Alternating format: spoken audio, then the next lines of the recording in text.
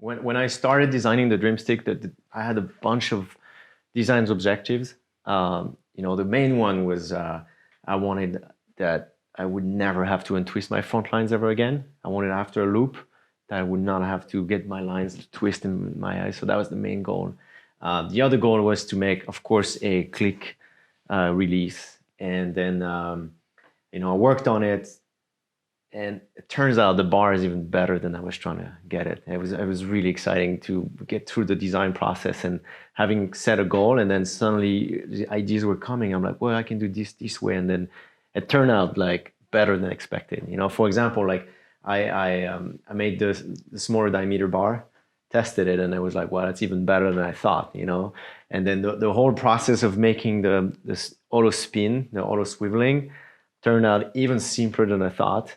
And so it turned out I have the flying line that's protected, it's covered with a sleeve. The depower line is covered with a sleeve, so there's no wear there anymore. So that means your bar is going to last so much longer. And the fact that it always spin is awesome. I worked hard on making the bar as light as possible, so I use high-grade aluminum for all the parts. And it turned out the bar is much lighter than any other bar I get to try and compare it with so far. So that's really awesome. So the idea behind the smaller diameter on the bar is simply that it gives you a better handling. No matter the size of your hand, I've tried with really guys with big hands, and we've all agreed that once we tried the smaller diameter, there's no way we're going to go back to the bigger one, because it was just feeling like you couldn't handle it as well. You don't have as much power. And the other thing that we have on the bar that's really cool is the way we have the imprints on the bar. And the finger imprint is actually offset, because if you look at how you hold your bar, your hands are not a perfect circle, but the way you hand it, the way you hold the bar, it makes an oval shape that's not centered, so it's a little offset. And the beauty of having it offset is if you flip your bar and grab it upside down, you feel it, because instead of going where it should go in a nice, inside of your hand, it goes in the wrong spot, so you feel it instantly that it's wrong. And that's kind of a good safety feature. So yeah, there's all the features. The spin, where you can take the little piece and then spin it to change the bar size, is super light. So when you spin your bar, it doesn't have too much inertia. It's easy to stop. You're not gonna have a bar that keeps on spinning forever. That's really cool. So overall, yeah, the bar got really streamlined and really simple. The other thing that's really exciting to me on those bars is the fact that the flying lines are so awesome. They pretty much don't stretch.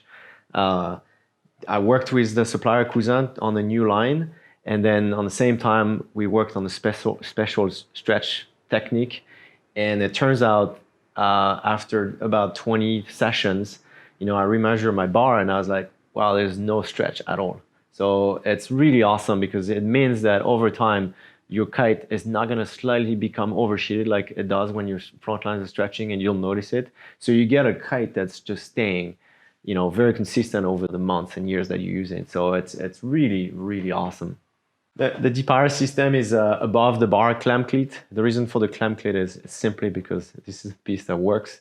It's proven, it's light, so there's never going to be any problem with it. And so that's just a safe, proven product. You can easily trim your backline. The idea is I don't like having any knots anywhere, because if you tangle your lines, the knots always gets in the way. So the trim is actually located inside the floaters. To pull them, it's really easy. You use the same piece that you use to change, to adjust the size of your bar. To pull it, you just grab one of your flying line and you get into the little hook, put it out, and then you can access all the knots. There you can change it and you push it back in. Super simple, super light, and very streamlined, because nothing is exposed.